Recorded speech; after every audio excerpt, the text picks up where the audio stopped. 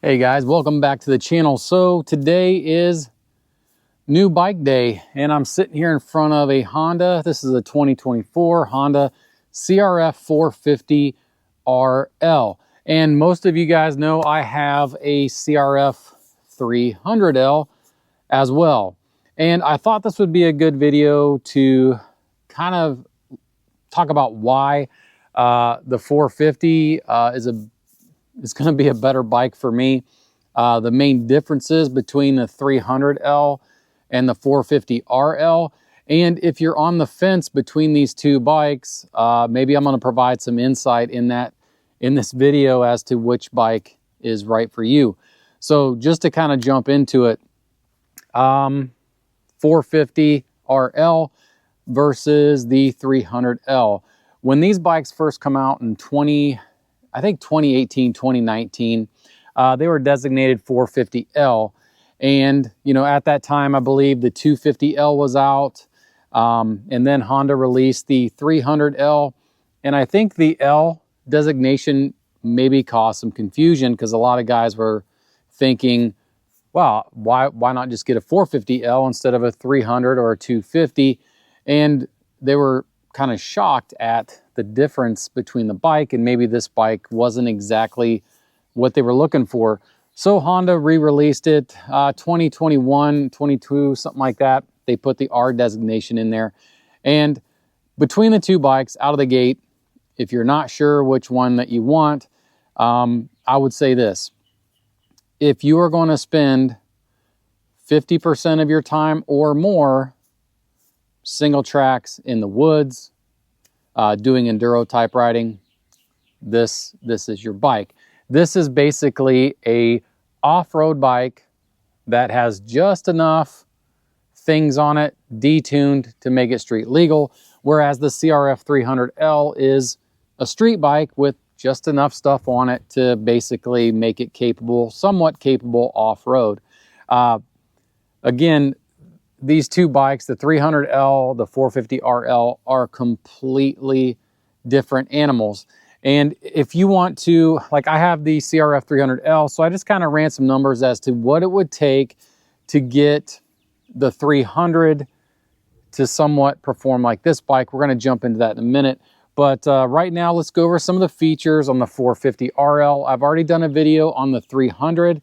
So jump back in time, look through some older videos, you'll see that, my first ride impressions. We're also gonna do that on this bike. This bike has absolutely 0 miles. I think it's got 3/10 on it. I took delivery of it, brought it home. It was raining and snowing, and I took it down the road and back and turned around, but not much for an impression. But let's go over some of the features on this bike, and let's jump into it. So aesthetically, comparing this to the 300, I mean, aesthetically, it looks very similar.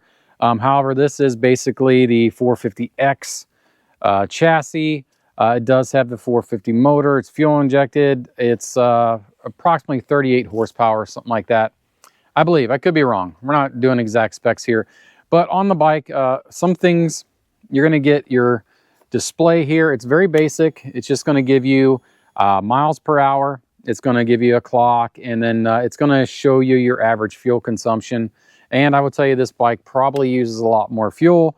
It does have a 2-gallon tank, which is really cool. This is a titanium tank. Very nice, but you're only getting 2 gallons. The controls, you're getting the hand guards. Pretty basic setup. Really nice set of Renthal bars with the pad. That is something, you know, that's a lot of guys upgrade, and I think this is a good bar setup for this bike. Very slim, grippy seat. The seat height on this is over 37 inches. So if you've got a shorter inseam, you're going to be tippy-toeing this bike quite a bit. Honda did give this bike the full LED treatment, LED turn signals, LED taillight. And I think one of the cool features about the bike is the LED headlight. Looks sharp, LED turn signals, running lights.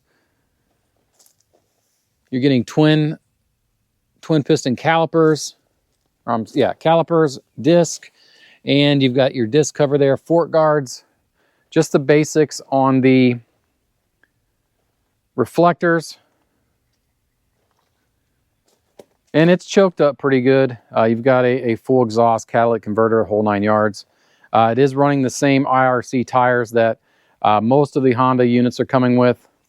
It's got a pretty nice taillight bracket here. It's a solid piece. It's not like it's just an afterthought. I still think it needs tidied up there in the rear. That's something we might do.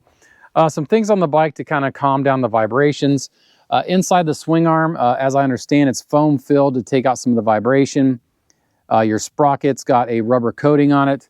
And then they put these plastic engine covers on there to kind of deaden some of the sound and vibration.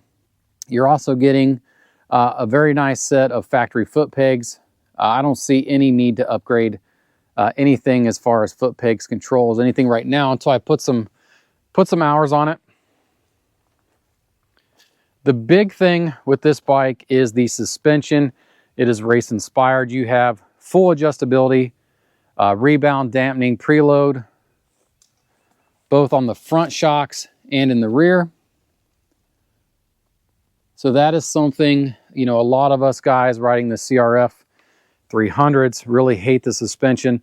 This suspension is pretty, it's not super stiff like, you know, an MX bike, but it's a lot firmer than the 300. You can definitely tell this bike is made for off-road more so than it is on the street.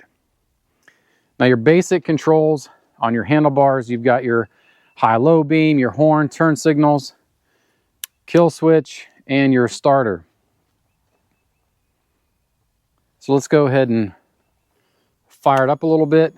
Now this bike, ironically, is fuel injected, but it has an enrichener, or I believe it's on this side.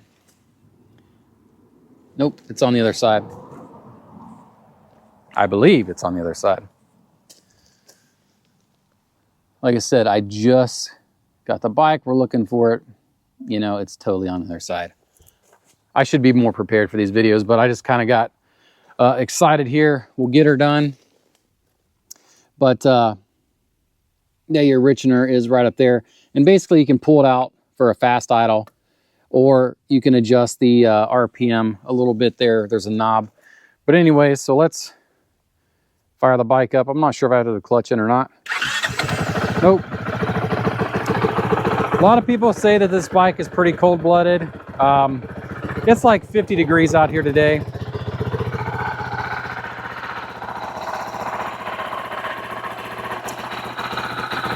There it is. Very good throttle response. Completely different bike. All right, guys, so we went through that little overview on the bike. And, you know, a lot of guys are gonna be watching this video are not sure which bike they wanna get. And again, I'm gonna stick to, well, frankly, if you're not sure, probably get the 300L. If you don't have a lot of experience on motorcycles at all, or maybe it's your first bike, get the CRF 300L. If you're gonna ride primarily on the asphalt or commuting, things like that, get the CRF 300L.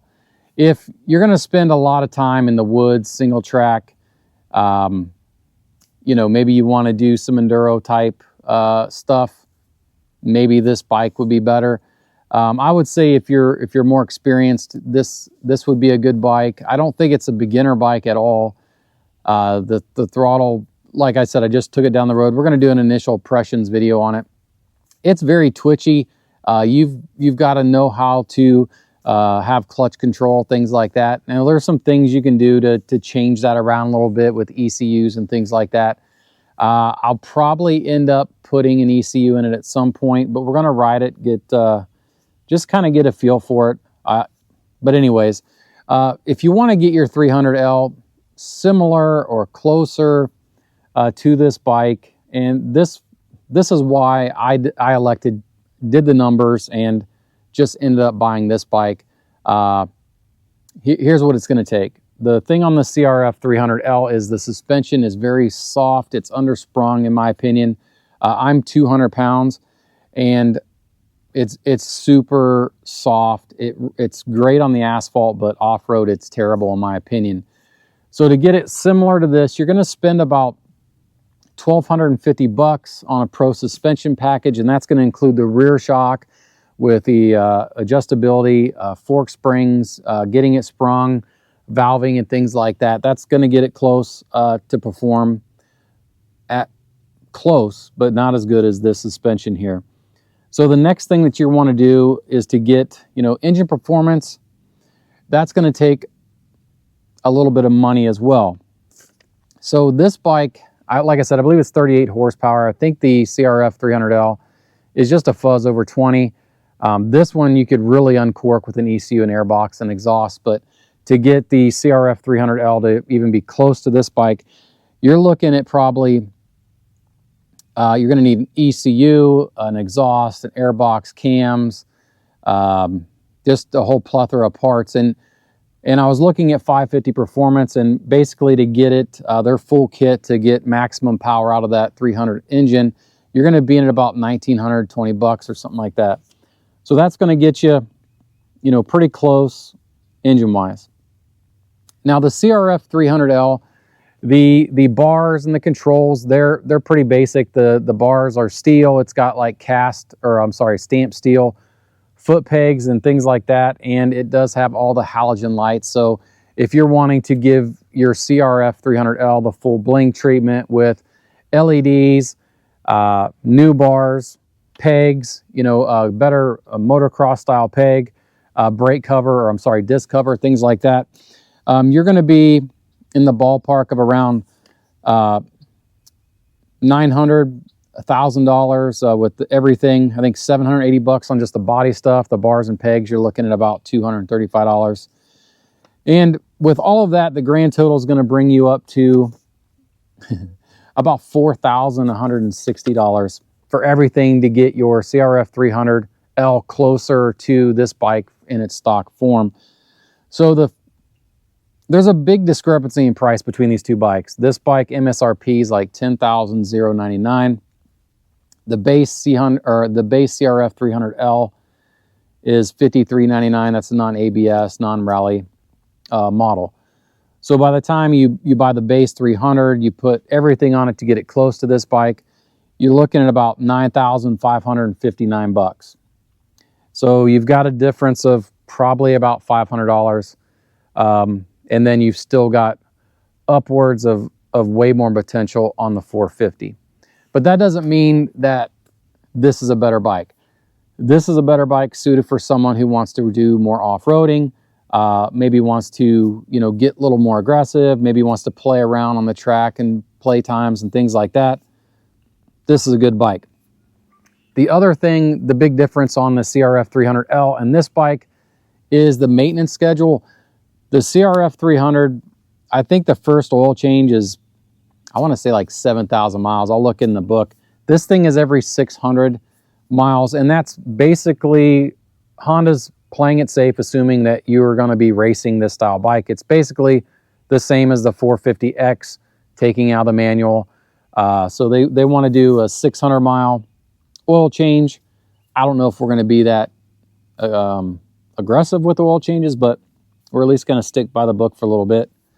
Valve checks, about 1,800 miles on this, where I think it's around 15,000 miles on the CRF 300. So maintenance intervals, the 300L is by far a lot more easier to maintain. Your cost of ownership, obviously, in the long run is going to be a lot less on the 300L than it is on the 450 RL. So if you're looking for a first impression video on this, sneak peek. I'm waiting for all this traffic to go by. Our road never used to be this busy, but anyways, spoiler, this bike it surprised me how quick it was. It was a little shocking, but I think it's going to be awesome. I can't wait to put it through its paces and get it dirty and, do just a lot of woods riding, things like that, because that's where my heart's at. But if you guys like these videos, first of all, check out our affiliate links. We've got affiliate links for Hawk Moto, NBT Clothing, Nelson Rig, Moto, the Slacker USA, checking preload, setting your sag on your bike. Go check those out in the description. Save some money and also helps out the channel. But If you guys don't want to, you're not buying anything and you just want to help us out, like the video, share it, consider subscribing. Lots of content coming forward. This summer, we're just getting into riding season. As you can see there, a couple weeks ago, we dropped a video on rough housing the Honda Navi. So stick around, have fun. We appreciate you very much, and God bless.